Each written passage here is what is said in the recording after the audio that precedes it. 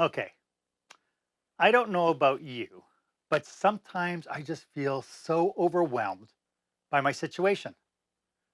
The grind, the frustration, the endless stress. In today's fast paced, high powered world, how the heck can we keep up? And that's coming up next on Mark Hain Live.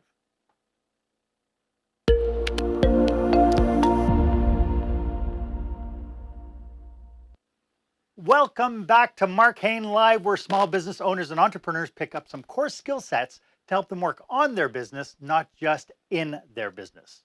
I am your host, service expert, and master of experiences, Mark Hain, and today I am so honored to be speaking to a person who needs a cape. She is a super change agent, Michelle Cederberg, and we'll get to her in just a moment. I just wanted to do a quick shout out to my subscribers. Thank you so much for inviting me into your world. I am so humbled that you think enough of me and, of course, of this channel to say, I want more. And to those watching this episode today, thank you so much for joining me. I really, truly hope that you and your team get extraordinary value from today's content. If you do find the information here valuable, please do click the thumbs up button and share this video with people you think can benefit from this content. And what the heck, while you're at it, why don't you click the subscribe button? I love the quote from Hans Selye. It's not stress that kills us, it's our reaction to it. And really, when I think about stress, when I think about what happens in our world, sometimes it feels a little bit like Dr. Doolittle's push me, pull you.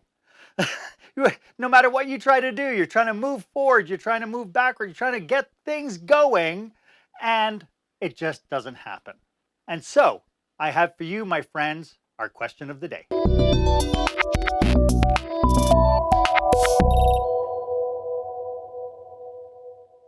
So, as a business owner, as a manager, heck, even as a leader, haven't you at times felt that you are pulled in so many directions all at the same time? It's really hard to focus. It's really hard to figure out what you need to be doing next. It's really hard to figure out how to move your business forward.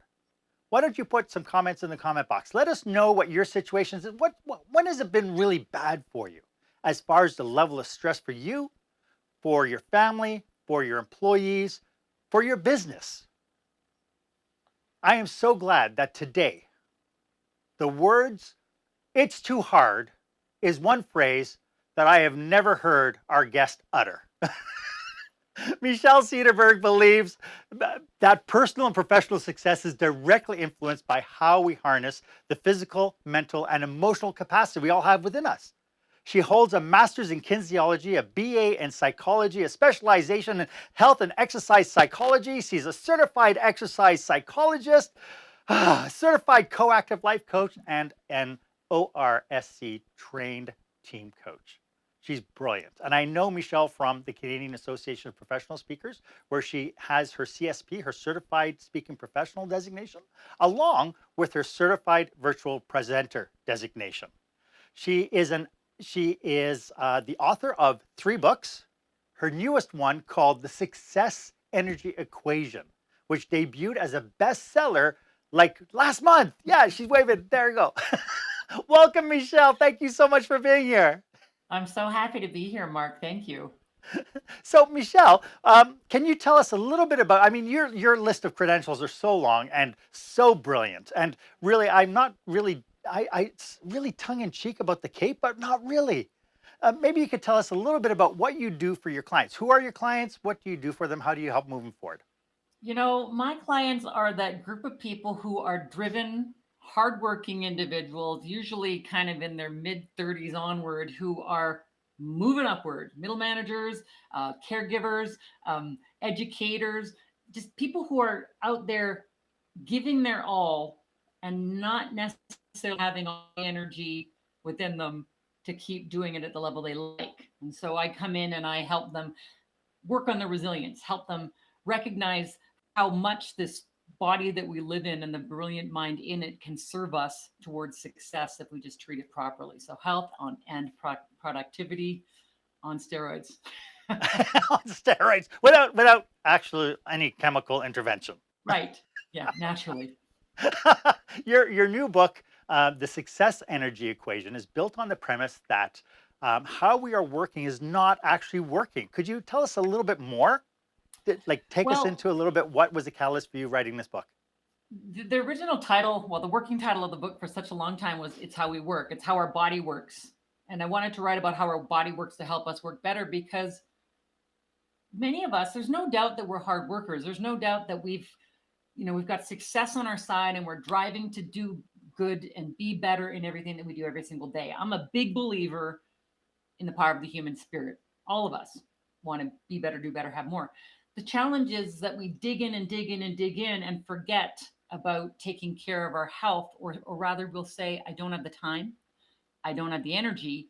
And because our bodies are amazingly resilient pieces of machinery, they will let us push forward and push on and push through for much longer than is healthy. And so, to my mind, the book is all about helping people find focus right now, figure out what's important to them, and then get the energy to drive their success to higher levels. Yeah. It's something like so. I read the book and I was looking at it, and really, this is the first time that I've read anybody talking about this idea that energy is manageable within us. And I love the way that you broke it out into three specific sections. Can you tell a little bit about how you broke those out? Are you talking about the sections of the book? Yeah. Yeah, well, I start off with helping regain focus. And so, really, if any of us want to find higher levels of success, we have to get what I say, we have to get present to the mess. We have to get present to our lives as they are right now, good, bad, crazy, high, low, whatever it might be. And then really decide, what do I want for myself? What are the things that are important to me right now? What are the things that I strive for? And that's a lot harder for people to get clear on than you might think. And Yeah. then I talk a lot about recharging energy as the driver of success, and I do talk about three parts of gaining energy as well. So your physical energy, your emotional energy, and then this capacity within us to really just pause, to recharge. We need to take care of this machinery so it helps us do all the things that we need to do at a higher level. Fantastic. I am so looking forward to delving into this a little bit deeper with you. But just before we kick everything off, I just want to let everybody know that this episode is brought to you by my book, because I get to promote my book too. Lights, Camera, Action: Business Operational Excellence Through the Lens of Live Theater. It tears down what it takes to put on a great show for your customers, no matter what business you're in.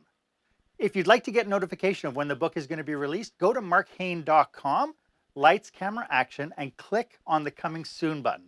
The link is down below. So, I want Michelle, to find out about that book because I'm a yeah, big believer in lights, camera, action. It's an aside, but my twin sister is a theater major and a drama teacher, and one of the best things she taught me was how to break down that fourth wall, how to yes. connect with your audience in an authentic way. I'm telling you, if you want to be better, then get the book. I'm putting it on my list. Thanks so much. Well, I did see that Oh, you did click the yes, I notification did. button. You're on the Yes, list. I You're on the did. list for the first one. So Michelle, thank you so much for that. But I it's so funny because was telling you before we went live that my mom's 85, and when I talk to my mom or to my aunt, and even before that when I talk to my grandparents, and it seems like every generation has had perceptions about what made their life stressful or harder, or in some case how they've had it easier. But sitting down with like I'm getting to the age where my peers are telling me, kids today don't know how good they have it. In my day, I never is thought I'd be that person, Mark. me neither. Me neither. It was all a lie. That was them. Yeah. But is there a way we are living now that is much different from the days that have gone by, in all realistic actualness? In all truth, yes. I mean, yes, there's no doubt that our parents worked very hard, and our grandparents before that, and we're all in it to win it as well, working hard. But what has changed is this little thing, right? We've added this device to our lives, this high-powered supercomputer at our fingertips, we're connected technologically, the most technologically advanced time in history, and it's changing us. It's changing how we interact. Um, it's changing how we learn or don't learn. It's changing how we feel about ourselves. And so, I think that the biggest difference, um, and it does have some positives. Let's be clear about that. But the biggest difference is that we have to manage everything that's happening out there, but we're also processing everything that we've got, at our fingertips here. And it's tiring us out. It's taking up our precious bandwidth, and it's messing with our success. I love that you mentioned about this idea that it changes how we see ourselves. Hmm. Can you talk a little bit about that? I and I'm not just talking about this device. I'm talking about technology and social media and everything out there in general. I call Facebook the soul sucking social media comparison trap, because we can sit down and we can scroll through other people's pseudo lives online and compare it to our own without having any real connection to that person on the other side of the technology. And I think that what we need to be aware of is just how much our connection to social and comparisonitis, if you will, um, puts us inward and helps us to, or makes us feel not so great about ourselves when it's perception and not reality. Yeah, so we're spending so much more time connected to our worlds through technology, especially now during COVID. I mean, our phones, our technology is our gateway to everything right now. My 86-year-old mother learned to use Zoom and during COVID, right? So yeah, If it's she ever changing needs us. any hint, my 85-year-old mother is more than happy to hold a workshop for her because she's become an absolute pro at it. And But she's probably there's a watching this going, that's twice you've mentioned my age. But I'm so proud of her to be able to pick it yeah, up because you have I'm so proud many of my people who mom go, too. at my age, you can't teach me nothing. Well, and here's the beautiful thing. And so, I was saying that technology is a challenge, but it's also a blessing in many ways because, during the lockdown, especially, and gosh, hope we don't have to go into that again. It was the first time that my mom at 86 got to connect on Zoom with all of her daughters and grandkids, and sisters-in-law and brother and or sons-in-laws and daughters-in-laws on a big family Zoom. And like, she didn't say much because she's hard of hearing, but she just sat there and smiled. And we did that several times during Yeah, COVID, and it's really changed in a positive way how we've connected. Although I'm right. sure that many of us these days, especially in our work environment, might be experiencing a bit of Zoom fatigue. Yes, absolutely. Absolutely. And there's this whole idea now as well. I mean, in past episodes, I talked about corporate culture, about how before or before the COVID-19 happened, leaders would not even consider letting their employees work from home. Yeah, it's There was a trust factor that was involved, and it's like, how do I make sure that they're doing the work that they're assigned? And my well, and response has always been the proof is in the pudding. different leaders will take that task differently, won't they? There will be the Yeah, ones who will say, "I'm going to empower my team to do well at home and be successful online, and create this opportunity to telecommute even after COVID." Because there's a lot of people who have absolutely benefited from being at home, and there's no need for them to commute. But then there are, yes, other leaders who will say, "If I don't see butts and seats, then how do I know you're working?" That's a trust factor, and that's something I think we're yeah, going to all have to get over, because the way we work has absolutely changed, and it's not absolutely. necessarily for the worst. Right. So now, though, we have basically, with the workforce working from home, we basically have 24-hour workdays, Yeah, right? that's the Where challenge. and so have you been able to have you delved into at all what some of the challenges are with the people working from home now and the stress that that's creating in itself? Well, we need to think back. We're in our ninth month now of restricted COVID restricted living, and when we first all had to shift to working from home, there was a bit of a panic and pivot situation where we had to set ourselves up technologically and make sure everything works and go go go. Um, and there was an urgency there. We then kind of eased off. It's like, all right, we're in it now and we're working along. But what happened with more than one of my coaching clients is that there were no boundaries between work and life. And Yes. that hasn't changed for some people. But now that we're getting into the ninth month, many people are realizing, wow, like, we're in it. I need to reconnect with my health. I need to reconnect with a little bit of work life balance. I need to really get present to how I conduct myself during the day. It can't be all work and no play because it's an energy drain and it's messing with productivity. Mm-hmm. Mm-hmm. And we're seeing. I mean, we obviously everybody has seen the footage of the. I think he was a councilman in the UK who was having a press conference or talking to the media, and his kids came running in, and then his wife came in to drag the kids out, and that said a few things about us, and I think now people are realizing, the people who we hire are actually human beings. Which They're is human great. I beings. love the reality of that. Yeah, I Yeah. love the humanness of that. And that is helping us to work from home without having to feel like, oh my gosh, everything has to be perfect all the time. I Right. had a I had a presentation online the other day where the technology was failing for no good reason, and we just had to roll with it. So the CEO of the company continued to have a conversation while the tech behind the scenes fixed it, and it wasn't a panic. It was just like, well, this is the way it is these days. I've got a puppy. I've had more than one call where she's managed to sneak into my office and she'll just stand at the window and look out the door. The people online can't see her until she starts to bark at the squirrel or the rabbit that's on the lawn. It's Well, life. on And the it's kind of upside, fun and interesting. yeah. Well, and the upside is, there's been a lot of puppies being adopted during COVID-19. And with the kids doing schoolwork from home, it's no longer the puppy ate my homework. It's now the puppy chewed into my coax cable and killed my connection. The struggle is real, Mark. The The struggle struggle is is real. real. It's horrible. But Well, and you raise a good point though, because the work from home has its benefits and it has its challenges, and we have to just be aware of.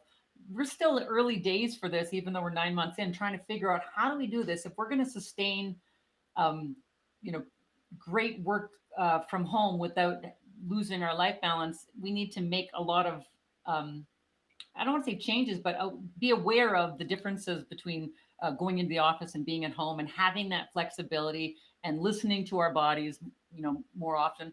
There's so many things that we're gaining, and then there's also things that we're missing that are changing um, our bandwidth. Mhm. Um, for instance, when if a lot of people might be going back to the office now, but when we were all on lockdown, it's turned into a bit of Groundhog Day. It's the same old thing. Get up, get the kids schooling on the table, go into the office, which might also be on the kitchen table, and you know do all of that repeat for weeks. What we're missing, those of us who are still at home, is what I call these little micro lifts, little hits of joy throughout the day that just break up the monotony. So if you go into the office, it's going to your favorite coffee shop and getting that coffee and connecting with friends while you're standing in line. It's grabbing a friend and going for lunch. It's wandering through the food courts or wandering through the mall at your lunch break and just connecting with the outside world. All of those little micro lifts have been replaced with shushing your dog out of the office or telling your kids to be quiet because you're on a Zoom call. And we need to be aware of how we schedule our days so we have a little bit of fun and enjoyment amidst the work. There's a lot that we just there's a lot of little things that we can do during our day to make it better. Right. And I think part of that is this idea that we have to recognize the stress. We have to recognize when something's not right. But yet Absolutely. the theory of stress is such a broad term. You being the specialist, could you kind of put it into context? Is all stress, I know there's different kinds, but is all stress equal? Well, no, absolutely not. And we all, every single, anybody who says they're not, they don't experience stress is lying, because every single one of us experiences stress every single day. But um, it's how we react to it. Like you said in the Hans Selye quote, stress isn't what happens to us, it's how we react to it. The first kind of stress is acute stress, and that is like normal stress. If we want stress, that's the one we want to have. And here's the thing: you're in control of whether it's acute or otherwise. Acute stress is stress with adequate recovery. So you have a tough meeting, you have a difficult day, you have some sort of stressor that hits you, and you give yourself a chance to recover afterwards. You take a coffee break, you go for a walk. At the end of the day, you get a good night's sleep, or maybe you get some exercise, you eat healthfully, and you allow your body to come back to some level of normal. Acute stress is how all of us ultimately should be conducting ourselves through the day. But with the busyness of life and the pace of it ramping up and having our devices right at our fingertips, chronic stress is more common now more than ever. And that's stress without recovery. So you have a tough meeting and you follow that up with a difficult conversation with an employee, and you follow that up with your kids screaming at the kitchen table at each other, and you follow it up with after no recovery. You don't listen to your body, you ignore the signs, and you just keep plowing through until you feel that stress bottom out. If you put many days like that together, it's a recipe for burnout. And in the book, I talk about third kind of stress, pervasive stress, or 21st and a quarter century stress is what I call it. This idea that technology is adding to our stress in a way that we hadn't even imagined. So I call it a tech driven, FOMO fed, pervasive, unrelenting. You've got 24-hour news cycles, you've got push notifications, you've got beeps on your phone that you need to respond to, you've got this urge to go and scroll through your social. It's drawing you in ways that we can control or not. But the interesting thing about these devices is that they are designed to hook the neural pathways in our brain in the same way that gambling and addiction does. And so I call them little dopamine factories, little dopamine machines. And that dopamine is the one of the happy hormones. So for feeling stressed, here's an interesting thing. We'll often reach for the device as a little calming mechanism, which will then increase our cortisol sometimes, which is a stress hormone. And then we'll be looking for other ways. And it's often, through the cycle of scroll, repeat, scroll. I heard a term on the radio the other day called doom scrolling, which doom scrolling. Yeah, everything that we're coming across is hard Like to the look bad at, news? and then we go deeper down the rabbit hole. I know a lot of people around the U.S. elections were doom scrolling. They just couldn't Yeah. get off their phones. They needed to find the next bit of advice. And so, yeah, stress, acute stress, chronic stress, and what I call pervasive 21st and quarter century stress. Here's the thing about stress. It's inevitable, but how we choose to recover is 100% up to us. And that's what I want to empower your listeners and my coaching clients and audiences to do, to take control of the stress management in small steps. Love it. I'd love to delve into some strategies as to what you think business owners, their employees, their managers could do to kind of get over this or be able to recognize the three different kinds and be able to then put a strategy together to deal with it and get into a more intentional level of living, if we were. But before we do, could you let everyone know how they can get in touch with you? I've made it easy for everybody, a one-stop shop. If you just go to successenergybook.com, super easy. You can connect to where to buy the book. You can connect to all my social channels. You can connect to my speaker website, and you can see what I'm doing there. It's all at successenergybook.com. So you don't have to think of 16 different things in this, stressful, bandwidth full time of our lives. Nice, nice. So, for you watching this, I hope this is making sense to you and is of value to you. Please do feel free to give it a thumbs up and share your comments in the comment box below. You know me. Every episode, I tell you, hey, knowledge is power, but it's only powerful if you share it. If we share your experiences, other people can learn from it. And it doesn't mean that you yourself are not a subject matter expert. So, I'd love to hear what you have to say and how you've maybe dealt with some of the stress and some of the strategies you use to overcome what ails you when you realize that you're not performing at your very best. So, Michelle, in past episodes, we spoke about the needs for leaders to adopt a mindset focused on the positive, Mhm. focus on looking for the good things. But I think that there's a misnomer in the belief that um, that and I think your book mentions it. It's something about an equation: the dream times the hard work equals success. That's my bad math version of the success energy equation, where I talk about, it is a pie in the sky. All we got to do is have the dream and do the work. And yes, in an ideal world, it would just be that easy. Figure out what you want and then drive after it. But my bad math version of the success energy equation talks about all of the things that get in our way as we're driving the path towards success. And it's our own self doubt, and it is the government and the economy, and it's lack of motivation, and any given day it might be fatigue, it could be other people's expectations, and all the other things that we need to do. And so we need to be able to arm ourselves, with a little bit more robust equation for success, let's just say, that takes into account that as we're driving the road to success, life is coming at us from all sides, stuff that we can control and stuff that we can't control. It doesn't mean that you deserve the success any less. It just means you need to be aware of what the factors are, and arm yourself with a little bit of tools to get where you want to go, with a little bit more success. Right. And it's interesting because there's, I think, from what you're saying, there is just as much a need for strategy on your well-being as there is a business strategy to move yourself forward to your success. 100%. And so I'll share with your listeners my formula for success. And, I say success equals setting clear and exciting goals, and then having belief in yourself to accomplish those goals, and the discipline to do the work. Those are the first three factors of my success energy equation. If we only ever did those three things, we would experience success. We really would. And some people are. But I add in energy as the what I call the magic multiplier to raise those base dreams to the power of awesome. Because energy, and I don't talk, when I talk about energy, it's not just physical energy and taking care of fitness. It's physical energy, it's emotional energy, it's mental energy, it's even spiritual and social energy, and it's cognitive energy. Everything that our body does to help us work better. When we take care of our energy systems, and I will say the energy within us is a renewable resource. This is my shout out to Alberta Oil. We will set higher goals. We will have higher belief in ourselves to accomplish those goals. Our self-esteem will go up, our self-confidence, our self-efficacy, which is our belief in our ability to accomplish a task. And because we've set goals that we're excited about, and we've kind of harnessed the belief within us, our discipline to do the work will also go up.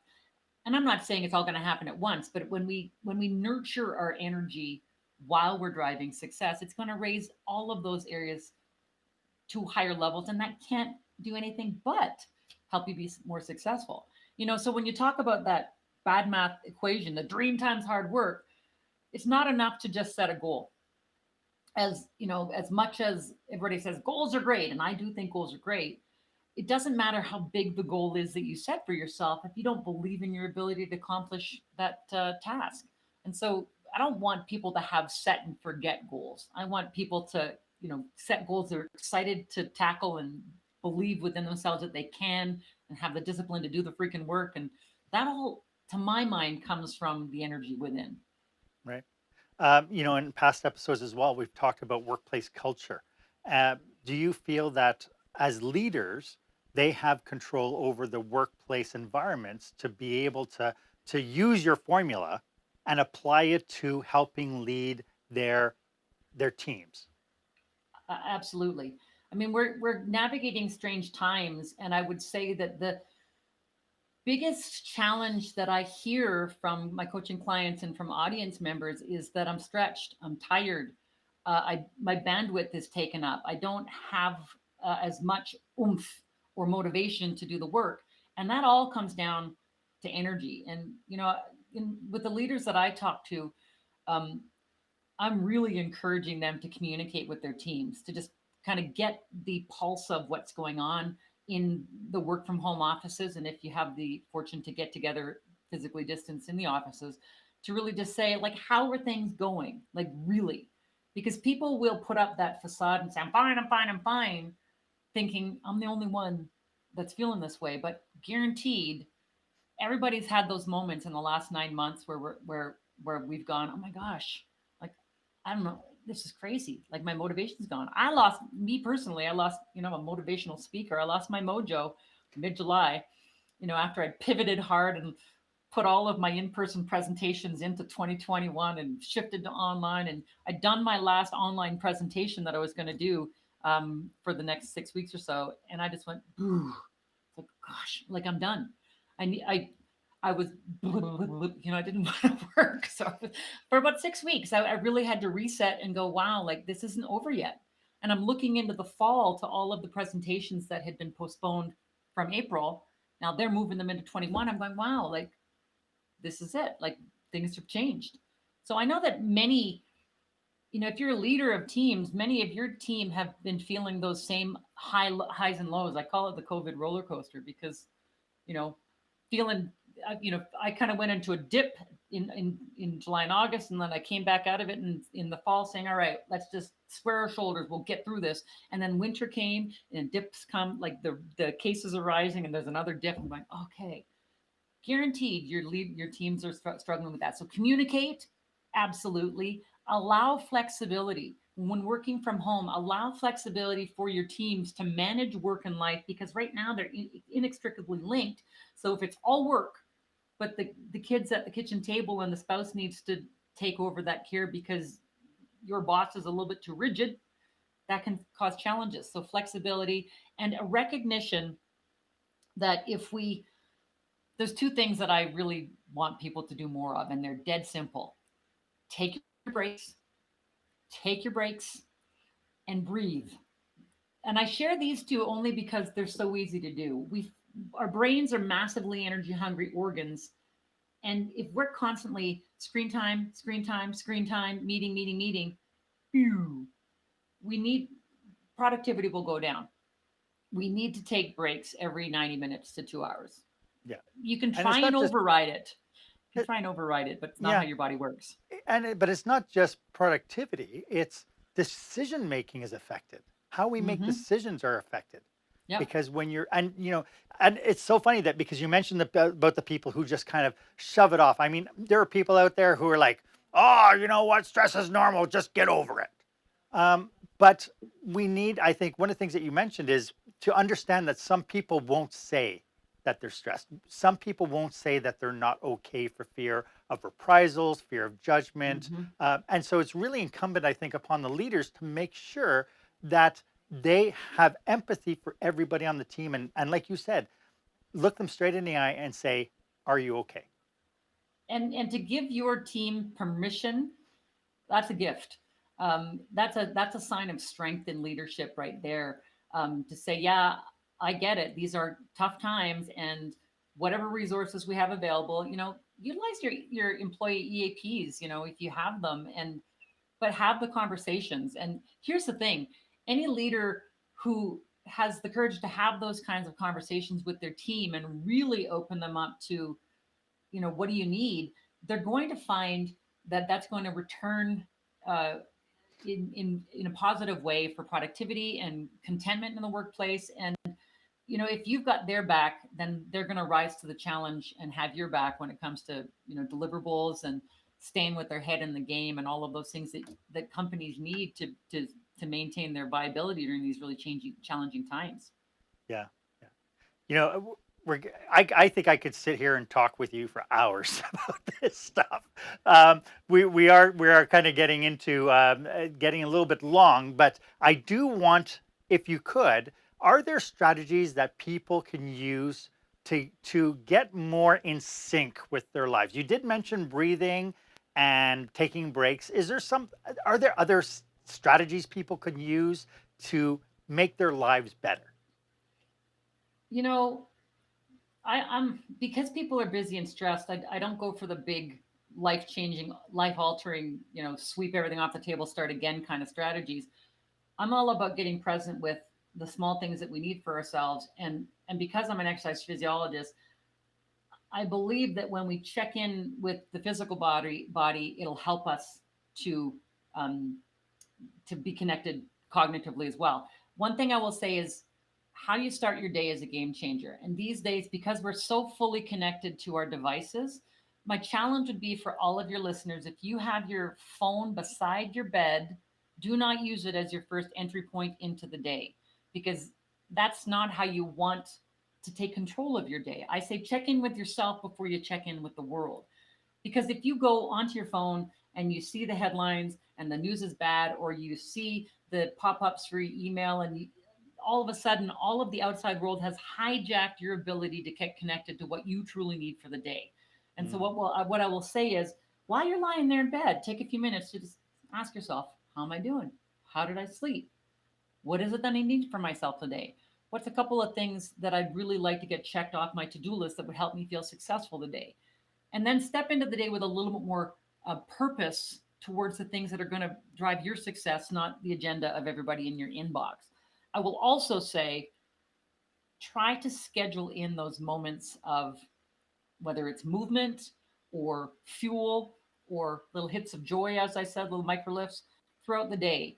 One of the suggestions that I have is walk yourself to work. If you're working from home, rather than just heading straight into the office from the kitchen, walk out the front door, walk around the block 5-10 minutes. And when you come in the door, use that as your transition from home to work. Go straight into the office and then do it again at the end of the day, do it again at lunch. It's an amazingly powerful tool to help the mental shift, and keep those boundaries a little bit defined.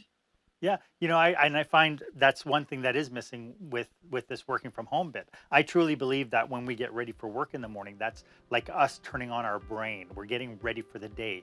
We get dressed in our costume. Where so whether if you're a mechanic, it might be overalls, it might be jeans, or if you're working in an office, it might be a suit or whatever. But that helps us create that mental tie that we are getting turned on for the day. Yeah. And even our commute does that. So you think about that now. Our commute is now gone. And for many people, the commute might have been a chance to listen to a podcast or to read a book or to just sit and look out the window of the transit or whatever it might be. That is now gone. And there are some companies that are now scheduling in 45-minute virtual commute, which is fascinating. So think about this. The goal is that you are not to log into your computer until 7:30 or 8, which means that we are scheduling in a time before that for you to do whatever you want. Exercise, reading, meditation. I think that's a fabulous idea. And it's intentional, which is great. Yeah. Yeah. Michelle, this has been so great. Before we log off, could you remind everybody how they can get hold of you one more time? And I will be putting it in the show notes as well. Go to successenergybook.com, and I love to hear from people. If you have any questions, feel free to email me via that website, and it's just always a pleasure to talk to you, Mark. One of the most positive people that I know. The Energizer is a budding rabbit, but sometimes, like you said, I need to recharge, right? And so I can't be on all the time. So thank you so much for this. I really appreciate you being here to share your knowledge, your passion, your expertise with everybody. And I can't thank you enough for your generosity of spirit to make this happen. Thank you, Mark. Hope everybody goes out there and has a success energy-filled day. Thank you so much. Why don't you give me a thumbs up if this was of value to you? As always, my offer stands. If you would like 30 minutes of my time to help you brainstorm your business with you and your team, feel free to book yourself on my calendar. The link is down below. It's the meetme.so/Mark Hain, and that's Mark with a C. As always, I am at your service. I want to be able to make sure that every time you tune into one of these podcasts that you are getting huge value out of it. And if you haven't done so yet, why don't you hit the subscribe button down below and ring the bell? Whoops. Ring the bell. That was a little bit of a glitch. If you ring the bell, then you will get a notification when I bring you some fresh content to help you work on your business, not just in your business. My name is Mark Hain. I hope you stay safe, stay healthy, and dare to be the exception.